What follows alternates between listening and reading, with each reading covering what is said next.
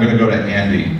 Andy Worthington, if you're not familiar with his work, everyone has done incredible work on Guantanamo, and it is a must-read if you want any information as to what's happening there. Andy? Well, thank you, Jason, and thanks both for this great article.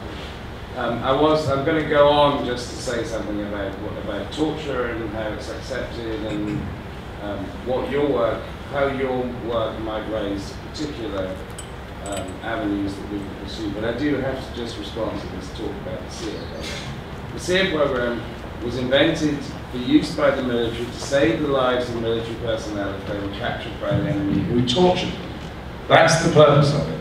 It has no other purpose. The only fundamental way that I think that anybody could take exception to it is that you take exception to the very existence of the US military, which I understand is possible. But within the context of the US military existing, this was an attempt to, this was a program to teach soldiers how to defend themselves if captured, to save their lives if they were captured, and tortured by enemy forces. That's one thing.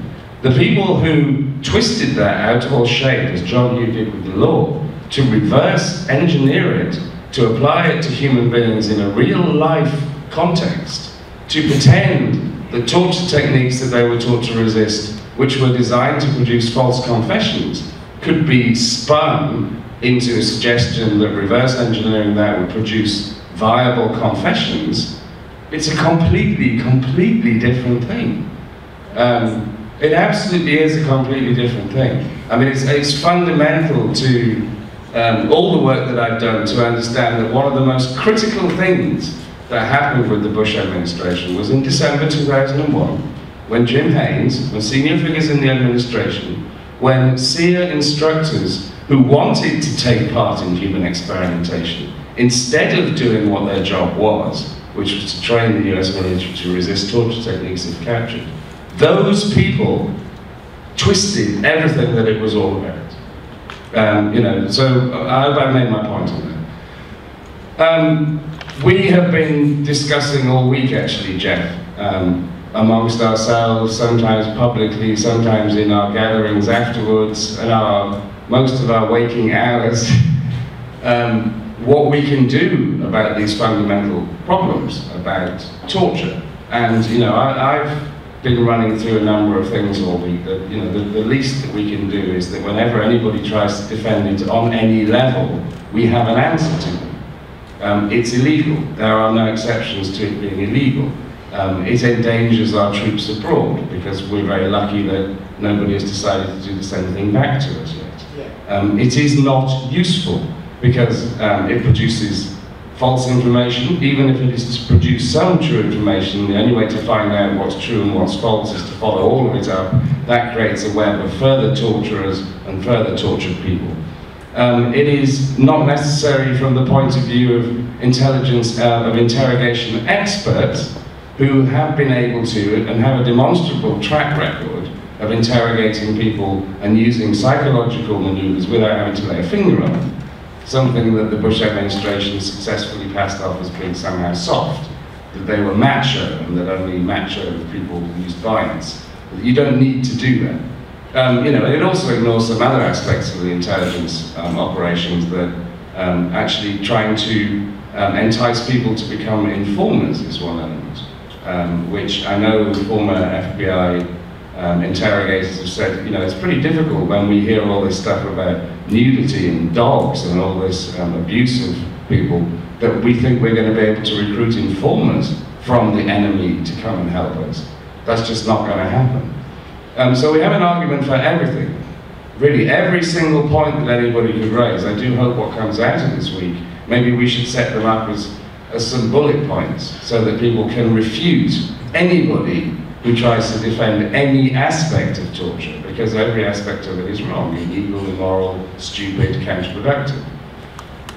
I do really think that, as Jason, you were pointing out, that when you start to say to people that the human experimentation was involved, they should get really freaked out.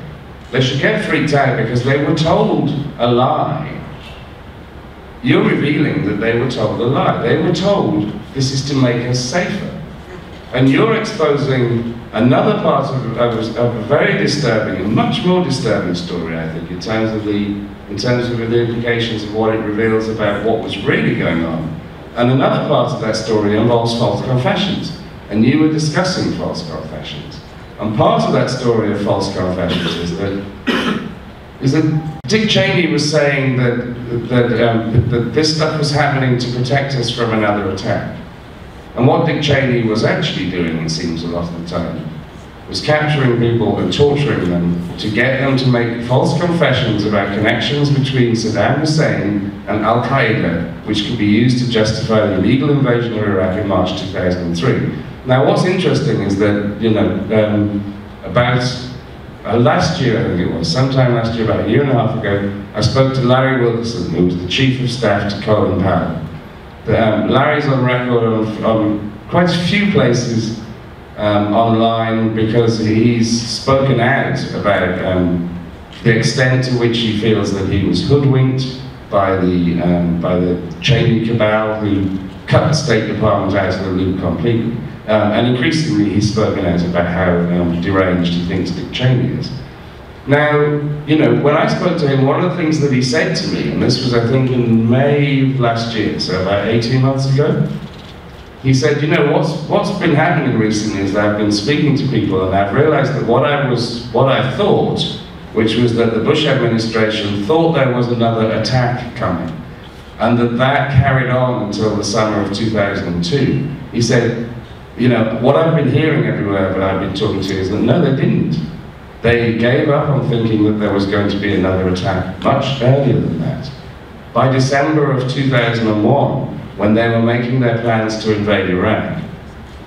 So you put that with the most famous story of a false confession produced through torture, which is the torture of Ibn al-Sheikh al-Libi. He was the emir of a training camp in Afghanistan. He was captured in December 2001.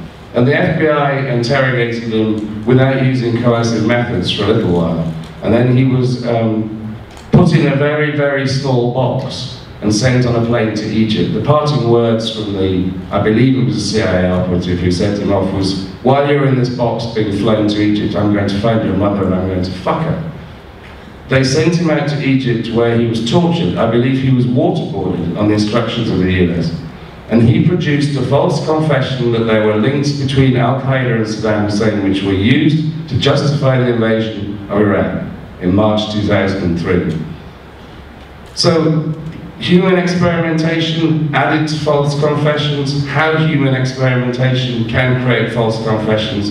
We've got another very, very powerful narrative to at least try to take to the American people, to add to all the other reasons. But I really wish you success in taking this forward, and I hope that I can help with it as well.